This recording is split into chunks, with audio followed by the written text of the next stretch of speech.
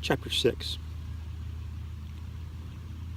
As they arrived at the double doors of the ballroom, 2 guards opened them, holding them open for the princess and the prince. They appeared to be knights, as their armor and shields bore the Russell family crest, and as most of his men's armor did. The couple smiled as they stepped in the grandly decorated room to be announced by a stoutly built man. Announcing Princess Bailey Victoria Cathart. And her escort for this evening, our own Prince Michael Alexander Russell II. The other guests clapped for a short period of time before returning their conversations to plates and drinks. This room, usually unused and rather dusty, was now well lit by 4 crystal chandeliers which hung from the ceiling. The floor was laid with a checker pattern of tan and brown marble tiles and supported 8 very thick alabaster columns. The room had 2 stories, the first of which was the area in which the guests were meant to dance. The prince and princesses had just entered here. The second floor was a balcony at the top of the spiraling staircase which both surrounded and overlooked the room. The first floor was set with several tables of extravagant rich fare, prepared by the kitchen servants of the castle, as well as bottle upon bottle of fine wine, champagne, and ale, all being served by the many servants who had been given the task of keeping the guests happy. They descended the grand staircase into the throng of royals and important political figures, both keeping a friendly smile, but neither of them really enjoyed the presence of politics at a social event. This was supposed to be a chance for everyone to have a good time, not gain followers or fandom. Princess Bailey, you're as radiant as ever. An older man complimented the raven-haired princess as he approached the couple. He was much older than her, close to King Victor's age, with dark brown, almost black eyes. He wore a violet tuxedo, almost in the same style as Prince Michael. She kept her kind smile.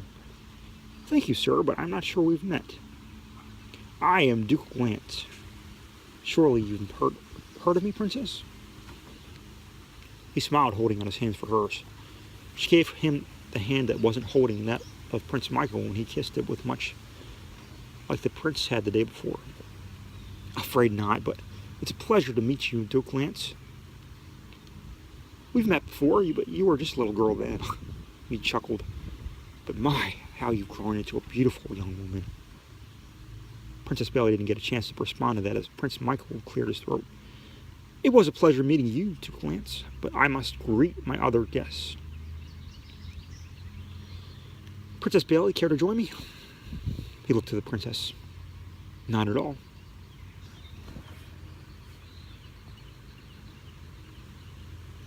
She smiled to him, happy for once for his interjection. She allowed him to lead her away from the older man. I'll be around. Duke Lance motioned around the room. Talk to you in a moment, Princess Bailey. He turned his attention to a passing servant girl who carried a tray full of pints of ale.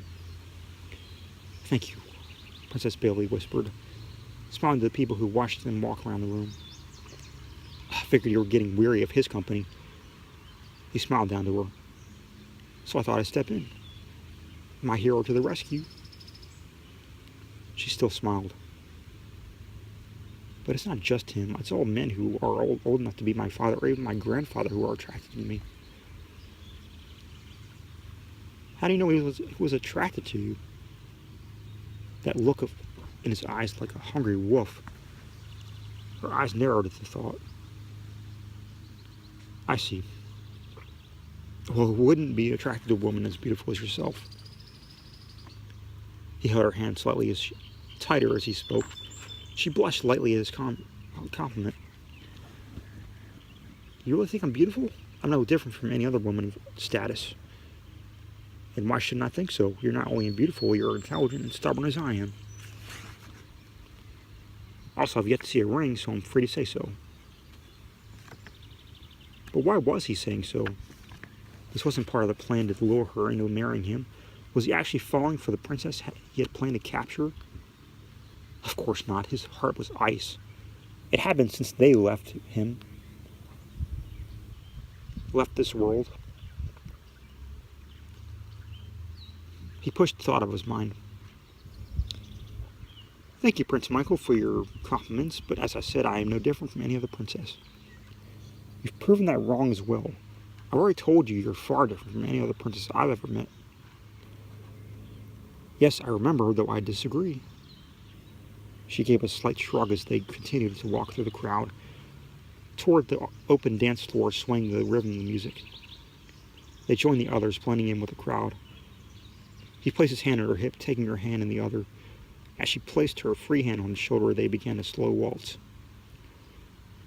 You dance very well, princess. He smiled as they danced around the edge of the crowd. Where did you learn to waltz? My father taught me when I was a little girl. He used to host several balls when my mother was alive. Usually he would have a special dance where the men would dance with their daughters and the women with their sons. Interesting, but your mother is no longer with us? His smile faded. Maybe they did have more in common than he thought. He also noted that she seemed to be taking it well. No. Her smile faded away. It was last year. She was very ill. Well, no need to speak of such things at a ball. For some reason, he didn't want to see her upset. But women cried all the time. Why did he suddenly care about her? She nodded, her smile returning as the tempo became a bit faster. They continued to keep up as they swayed and swirled.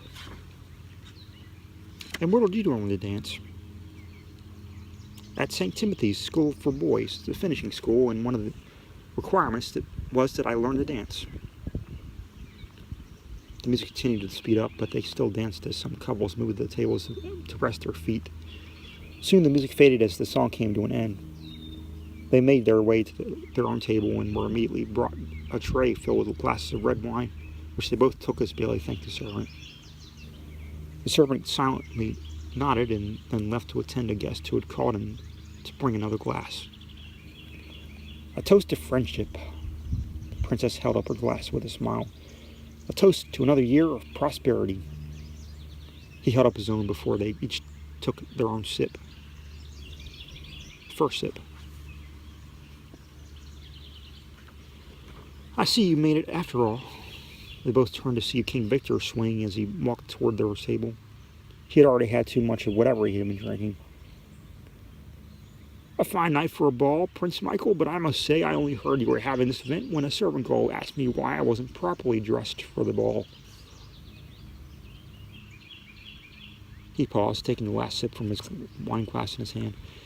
I had no idea what she was talking about. She then told me that tonight was the annual spring ball, so I am dressed my best, and here I am. He looked to his daughter. Are you enjoying the company of our host, Bailey? Yes, I am, Father. Are you enjoying yourself as well? Quite so. This young prince has excellent taste in both wine and food. Nice to see you're happy here, King Victor. He smiled at the other man. He nodded. I watched you dance a moment ago. You were both very good. I suppose I taught you well, haven't I, Bailey?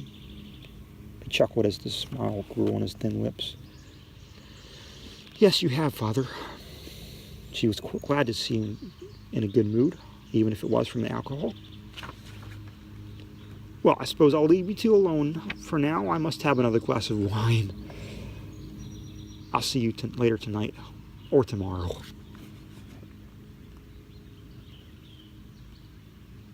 He turned his attention away to a passing servant girl who carried another tray of wine glasses.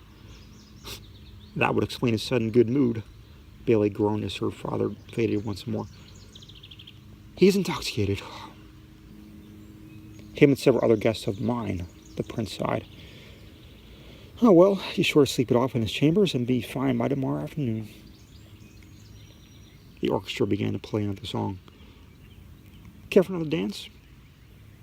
I'd rather not if you don't mind, but you're more than welcome to find another partner. She looked around the crowd of women standing near the walls of the room who had yet to find a partner and were not yet offered a dance. No, perhaps I'll stay with you. He smiled to her, taking another sip from his glass. As you wish. She sighed softly, having failed to get rid of him. Is there something wrong, Princess? It's nothing, but I just thought you would dance with all the women here, not just me. This isn't a fairy tale, Princess. He chuckled. And please, my name is Bailey. She looked to his face. I realize formality is important, but I get so tired of being called Princess. So please, call me by my name. He smiled to her. All right, I'll address you by your name, Bailey. He didn't understand why she would insist on being addressed so informally. But then again, he didn't really care. So long as she was moderately happy and not breathing fire down his neck, all was well. She smiled softly. Thank you, Prince Michael. You're welcome, Bailey. He still didn't see the point in this. After a few minutes of watching other guests and King Victor drowning himself in more wine, he returned his attention back to the princess. May I speak to you privately for a moment? He motioned to a pair of glass doors which led to a second-floor balcony. She nodded, finding the ball boring and suffocated with the presence of politics and aristocracy. He rose from his seat and took her hand, helping her to stand. They walked hand in hand past a few tables where the guests sat watching the others who were still dancing. They left the room through the double doors in the cool air. The sun was setting behind the hills which surrounded the palace and had become a glowing red ball in the orange sky. Oh, it's beautiful. Her smile widened as she saw the sunset. Sure, it's lovely, he said flatly, unimpressed by the natural beauty. His attention was still on the princess who stood beside him.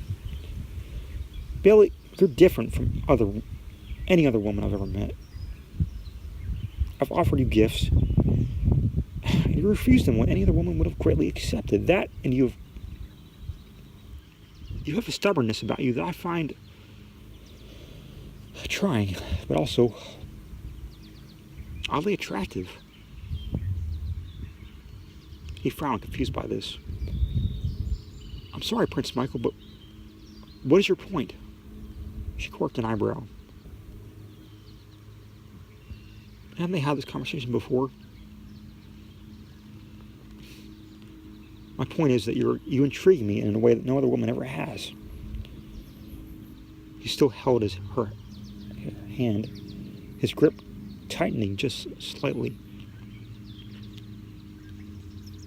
You're simply you. And that is a problem? Not at all. The fact that you do act so differently makes you even more likable. He looked toward the hills, letting go of her hand.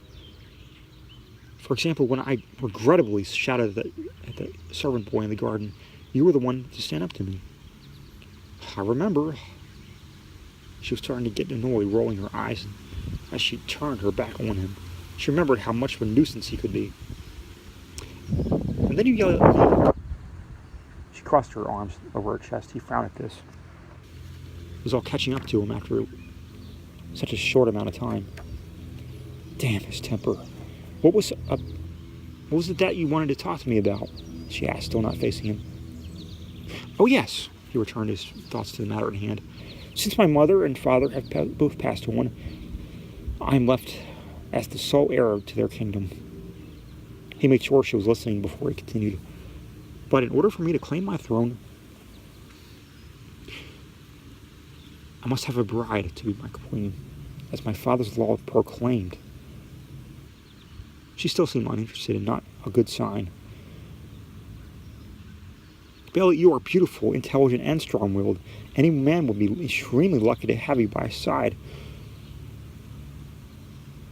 Princess Bailey, will you be my bride and therefore my queen? She turned to face him only to ask if he was joking, but judging by his expression, he was deadly serious. After a moment of silence, she finally answered, shaking her head. "No, I cannot marry you.